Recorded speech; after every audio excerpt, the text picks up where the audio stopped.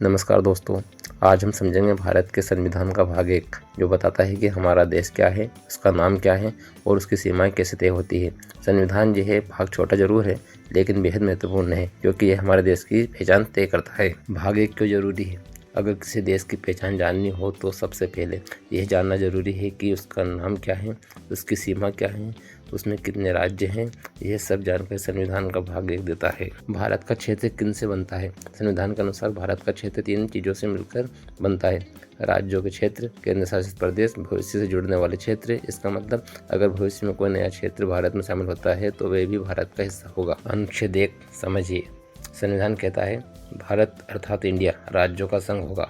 यहाँ संघ शब्द का मतलब है देश अलग अलग राज्यों से मिलकर बना है लेकिन वे सभी मिलकर एक राष्ट्र बनाते हैं। अनुच्छेद 2 नए राज्य कैसे जुड़ते हैं? संसद चाहे तो कानून बनाकर नए राज्य बना सकती है या किसी क्षेत्र को भारत में शामिल कर सकती है। उदाहरण, सिक्किम पहले भारत का हिस्सा नहीं था लेकिन बाद में उसे भारत में शामिल किया गया। अनुच्छेद 3 राज्यों में बदलाव। संसद के पास बहुत शक्तिशाली अधिकार हैं, वह राज्यों में बदलाव कर सकती है जैसे नया राज्य बनाना, 2 राज्यों को मिलाना, सीमा बदलना, नाम बदलना।